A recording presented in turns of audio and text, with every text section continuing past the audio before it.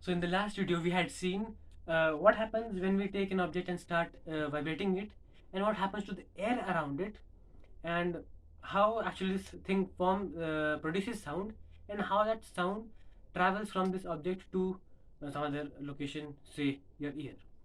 Um, so we've seen that sound is nothing but a disturbance in air, right? First of all, there was air all around it, but it was calm air.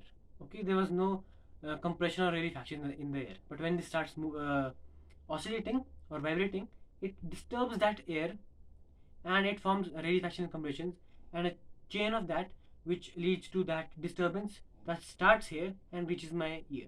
And that was seen in the example that I had given in the last video. In the last video, I had used the term wave. What is a wave?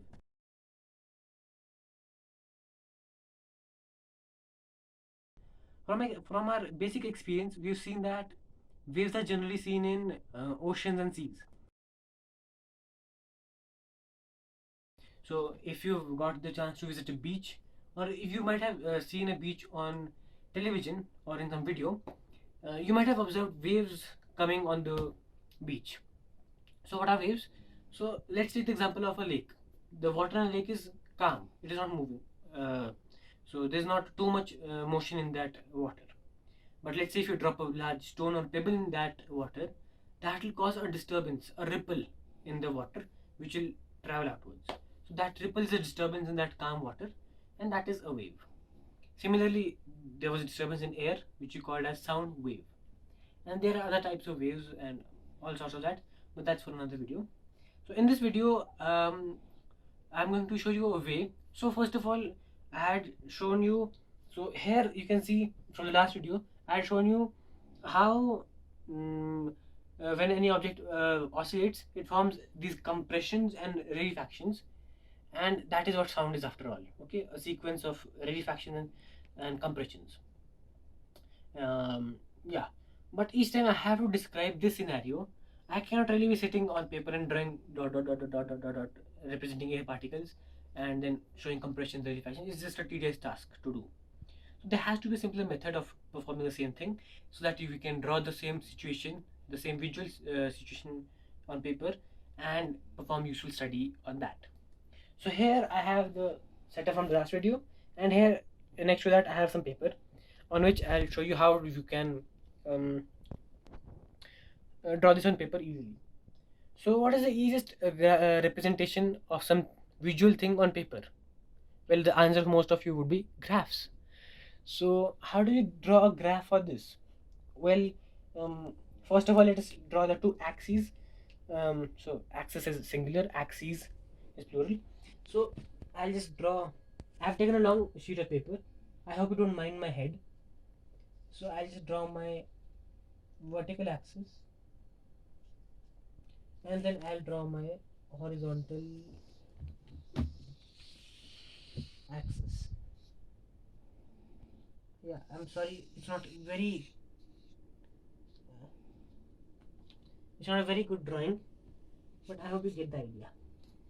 Okay, so now along this vertical axis, I'm going to plot the number of air particles, and along this I'm going to plot the distance. So I'll show you in a moment what I mean. So at this distance, so I'll be measuring the distance from the object that is oscillating. Let's say this object.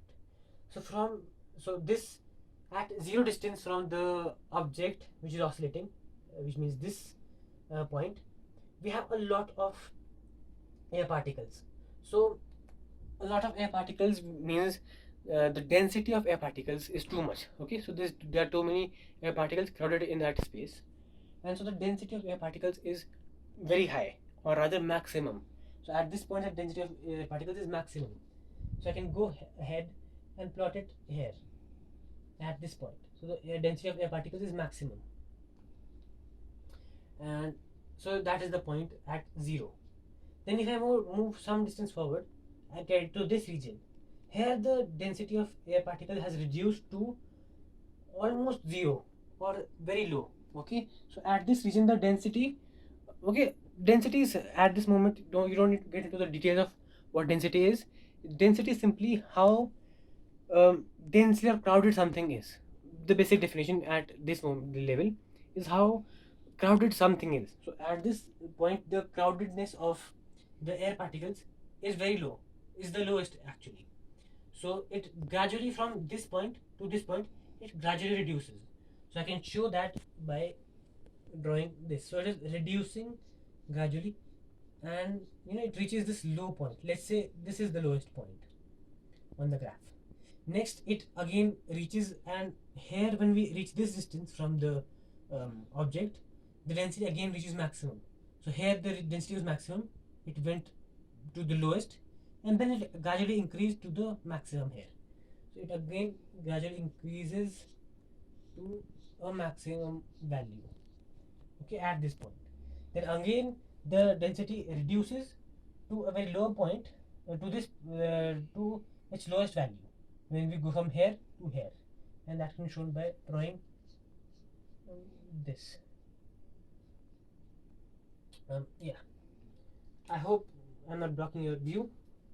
So if you may see now, this moment at this point, from at zero distance from the object, we have maximum density, while if you move some distance away from this object, the density drops to a minimum, and that can be shown here at this point.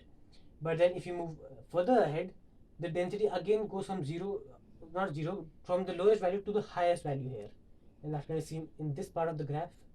Then again reduces as you go from here to here, and you may see that this pattern continues till here.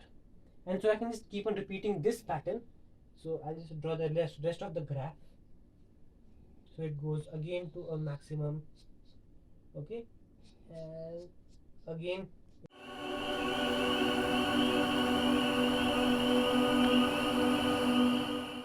So this is my best attempt at drawing the graph of this. Obviously I was not able to do it perfectly, so you can see at some points the compression and refractions are not so uniform.